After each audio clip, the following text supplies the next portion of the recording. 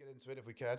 You've made a big announcement today with the Gates Foundation with OpenAI to support global health in Africa through a program called Horizon 1000. Tell us a bit about that. Tell us what lies behind it. Spell out the problem if you can. And I think for people in the room, it would be great to get some examples of what it will mean on the ground in Africa. And I think you're starting in Rwanda. Great. Yes, exactly. So people probably have an appreciation that AI is going to accelerate medical discoveries, vaccines, drugs. We're even getting AI into the regulatory process to speed that up.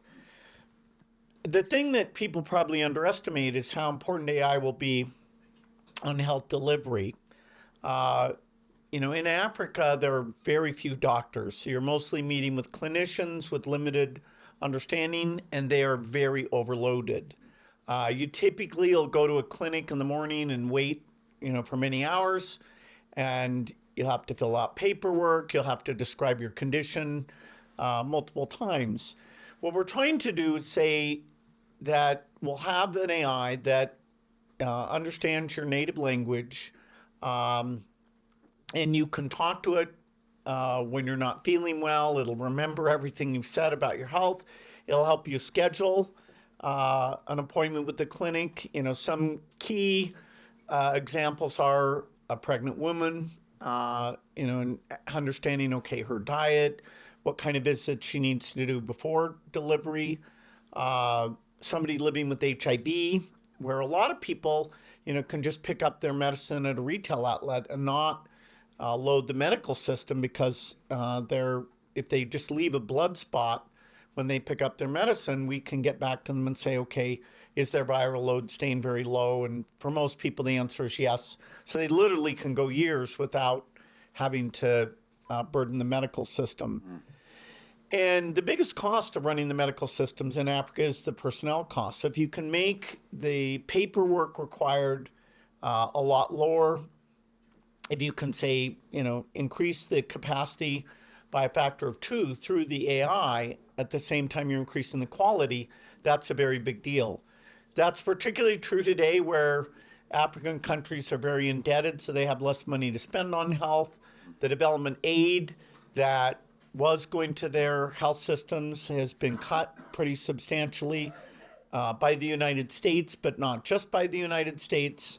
And so, thank goodness that AI is coming in on the delivery side.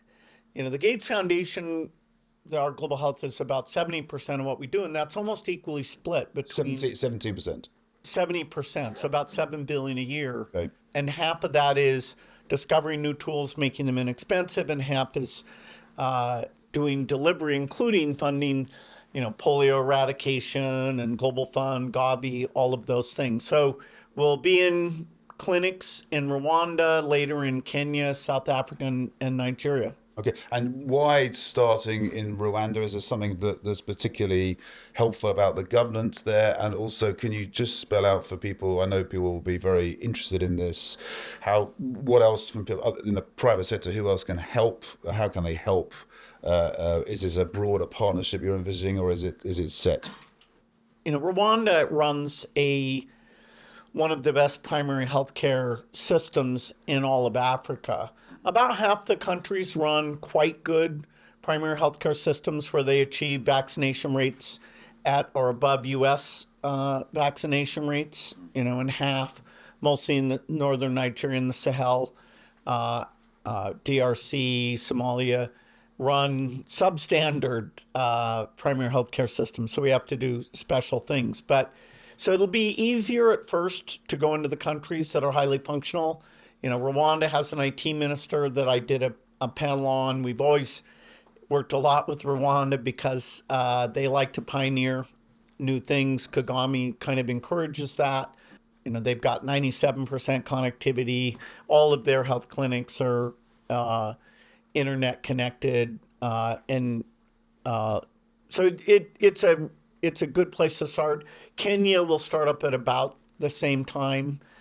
Their primary healthcare system varies from county to county. Some are really good and some are not that good. So that will be an interesting venue to be putting the software into. Right. And are you looking for others to help? Are you looking for in the Well, in global health, we're always desperate for other people to help. The funding cuts have meant that although we had record reductions in childhood deaths from 2000 to 2024, last year was the first year where childhood deaths went up. The U.S. cut abruptly and cruelly, no warning.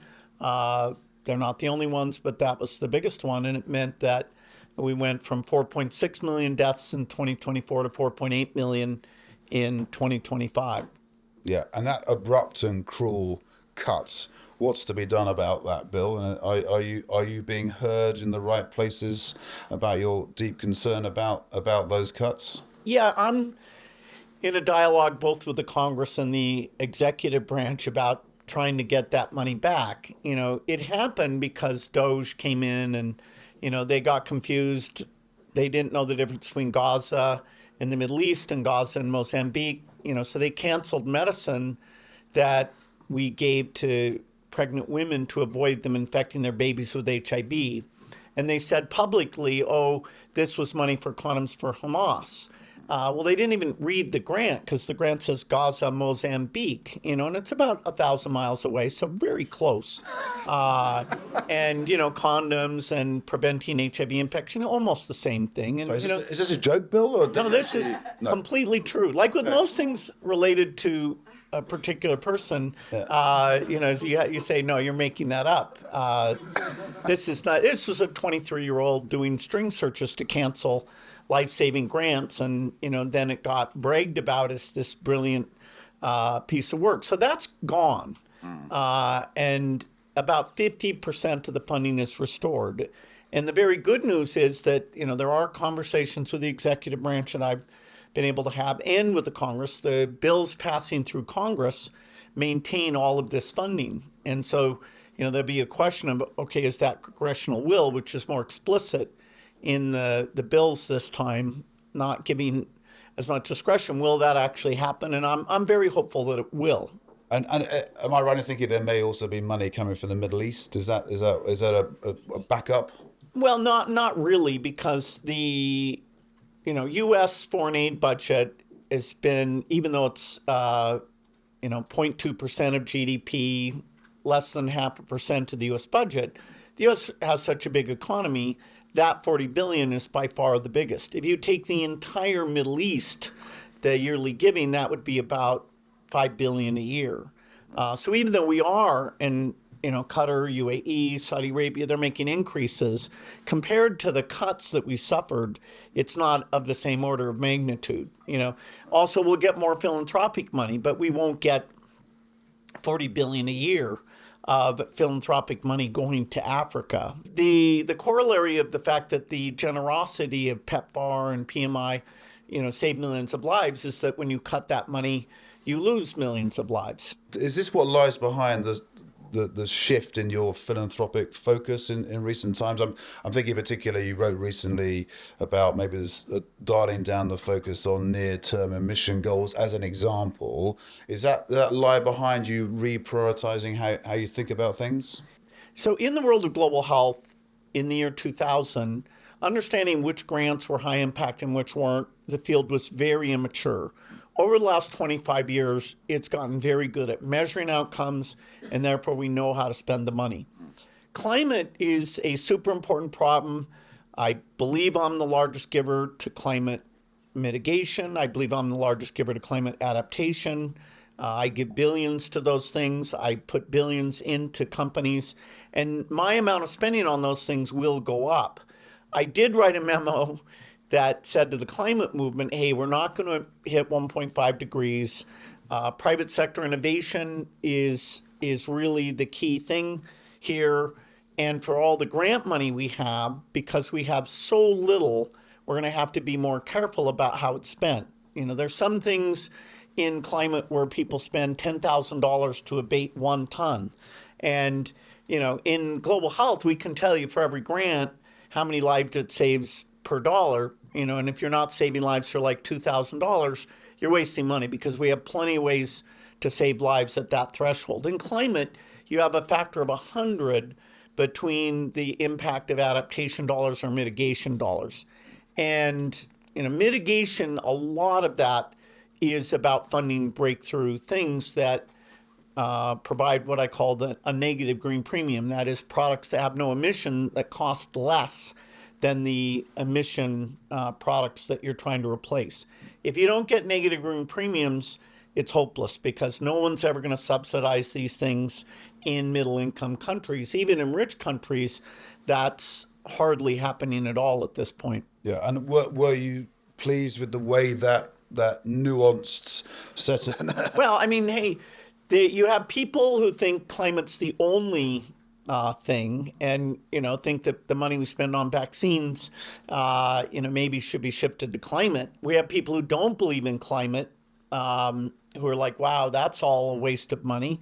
And so when you take a position that, hey, there's too little money for health, there's too little money for climate, to maintain the reputation of these things, we need to have a metric, human welfare, and say, okay, both between the fields and within the fields, are we being smart about how the money's being spent? And so whenever you take a nuanced position like that, you're going to be kind of stuck in the middle, compared to what. There are people who think, hey, what kind of world is it that we don't have enough money to do both of these things? Well, that is the world we live in. I want to take you back, if I can, to the Horizon 1000 Great. announcement, because there's so much in it. It's such an important thing that you've announced with OpenAI. But the one sentence stuck out to me, and I want to talk about this if we can, this next bit. All over the world, AI in the form of LLMs and machine learning models are improving far more than Bill, first anticipated. From science to education to customer service and more, AI tools are reshaping every facet of our lives. Could you, because aside from President Trump in the little bit of oxygen that's been left for conversation here in Davos this week, AI is the subject, and in particular deployment of AI, and finding real life examples of where it is materially being impactful at government level, at company level. Could you tell us a bit about your thinking about that, and are there any notable examples in your own orbit that you could share that would show people where you think this is going? And secondly, could you talk about, if it's speeding up faster than you anticipated, where are we heading and how quickly? The way that I work has been utterly changed by AI. My ability to learn new things, to share information about new areas, it's phenomenal. Between Copilot, ChatGPT, Notebook LM, these tools are absolutely phenomenal, and way better today than 6 months ago. So if you want to engage in a dialogue about why do children die, where's that improved, and why, exactly whatever questions you have, you will learn in a way that just wasn't possible before. It is accelerating the discovery work of the foundation. We fund at many places, University of Washington, Stanford, deep biological models. David Baker, who's along with Demas, got the Nobel Prize. He's at UW Institute of Protein Design, largely funded by us, to do open source protein design models. So it's mind-blowing. Yes, it still makes mistakes, but there's ways to set up systems that dramatically minimize that. And the rate of improvement, there's no prospect of that slowing down. And so, some people think, oh, there must be some wall that it will hit. No, there's not going to be a wall that it will hit. And, for white collar jobs, it will make you a lot more productive. For writing code today, there were many of my friends 6 months ago said, nah, it's not that helpful. In the last 90 days with some of the improvements, including the Claude work, people are saying, okay, wow. And all of the major AI providers will improve their coding capabilities dramatically in the next 4 months, because internally they all want this as kind of this recursive speed up capability, so that the AI models will be helping the AI models improve faster. And do you mind sharing what percentage of your day you would spend using AI? And obviously, I suspect you're still a substantial Microsoft shareholder, so that to one side. What are your favorite tools, AI tools that you're using? If you could share that with people. I use ChatGPT and Copilot a lot. They actually share most of the same base technology. When I'm in office, the way that Copilot's integrated means I primarily use Copilot there. When I'm doing deep research things, I still, for some reason, either use ChatGPT or there's a few things right now, Microsoft will match in a few months, that Notebook LM has some output capacity, like in infographics, that makes it slightly better. And I'm going to use all these things. The Gates Foundation works with all these AI providers. Anthropic has been fantastic working with us.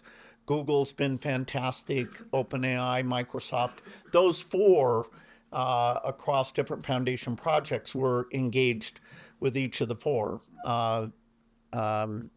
There's even a few cases where we use some of the Chinese models. And your own personal time, Bill? How should we think? I mean, Well, I'm always trying to learn. I'm essentially a student. And so even when we're sitting in a meeting, I'll often have a screen up where I'll type in a complex query into the AI to, educate us all about the baseline facts. So it's almost like the AI is an additional participant in the meeting, Wow. Sitting there. And depending on what mode we set it on, it either will show information only when we ask it to, or it will sit there and just listen and say, they're talking about RSV vaccine. Let me bring up the latest data in the sales, trying to anticipate what information might be interesting, like a genius assistant. And where are you with the Nostradamus view? Where is this heading, Bill? Can you give us your views about, given the rate of development, given how, as you said, it's not going to hit a wall, how concerned should people be? People are obviously excited about it as well, but could you give us your view on concerns about AI getting out of control? Well, definitely Nostradamus. Okay, so there's three ways to worry about AI. One is bad people using AI. A bioterrorist using AI to design a bioterrorism weapon. Fraudsters, people who want to create political confusion. And that will go on. People who want to have sophisticated cyber attacks. And there you have to make sure the good guys are using AI, and it's going to be measure, countermeasure in terms of what that equilibrium looks like. Some, like the bioterrorism one, isn't getting the attention it deserves, but that's category one. Category two is just the degree of disruption that as the white collar and blue collar capabilities of the AI pass certain thresholds, you have dramatic changes to the job market. And, because that makes you better off as a society in terms of what you can get done, you can imagine shortening the work week or reducing the retirement age or a variety of things that would spread the wealth around of these new production capabilities. The exact time frame, when are telesupport, telesales jobs going to be exceeded? Yeah. When are autonomous driving or, humanoid robots in the warehouse of the factory? And you'll get different estimates, but you will have very few people who will say that it'll be more than 5 years before you'll cross very profound thresholds in both white collar and blue collar. Okay. We're running short of time, so I want to get into a couple of geopolitical things that are made. So it's obviously a very challenging time for people who, like yourselves, who have been so focused on improving societies through cross-border collaboration, if I can put it like that.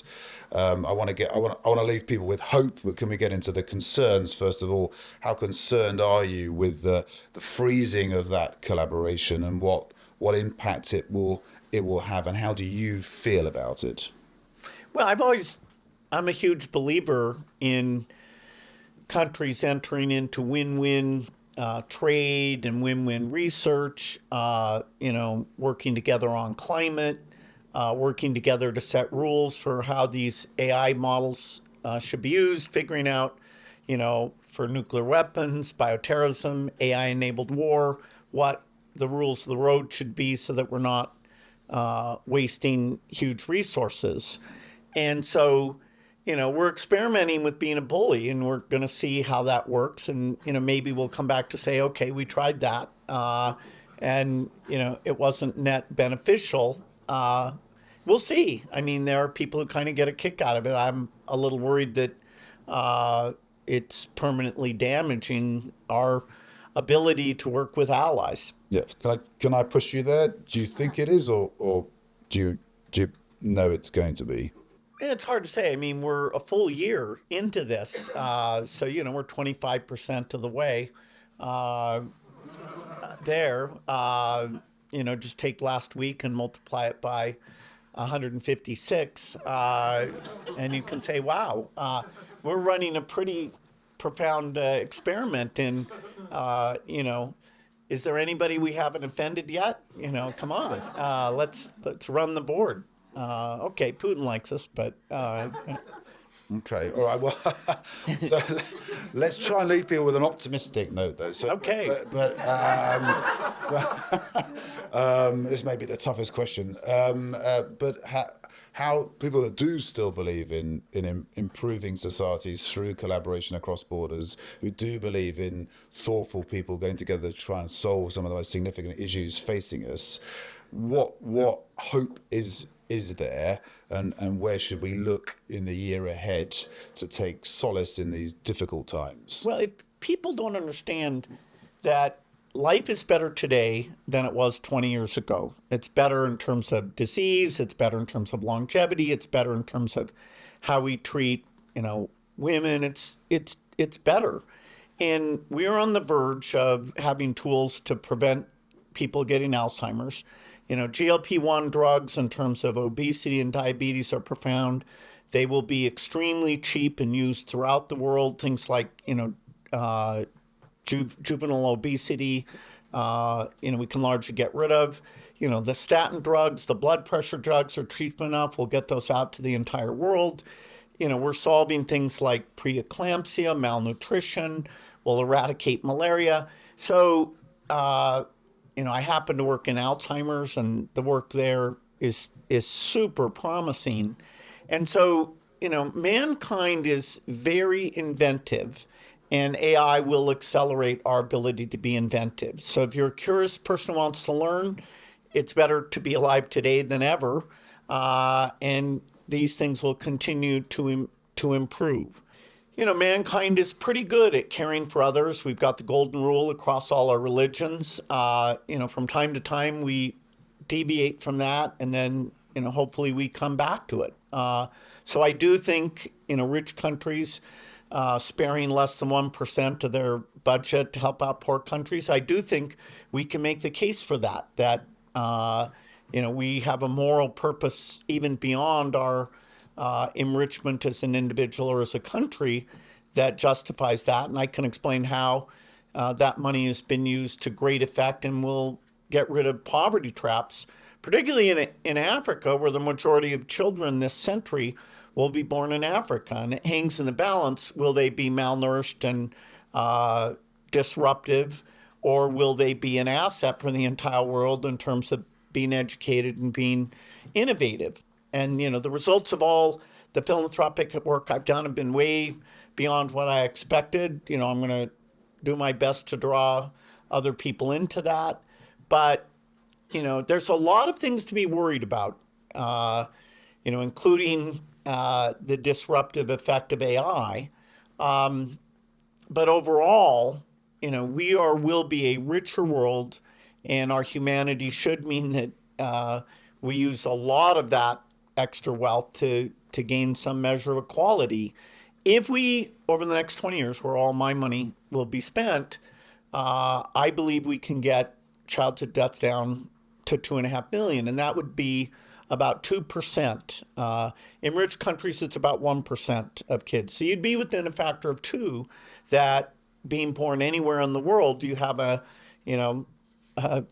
reasonably equal chance of both surviving and thriving, particularly as we solve malnutrition. So yes, it's a kind of a scary time, but the potential for the future is way better. We don't want to turn back the clock on any area of human society. Well, Bill, I asked you to end on an optimistic note. You nailed it. So thank you. Thank you for being here. Thank you for all that you do. And thank you. Yeah, thanks for coming.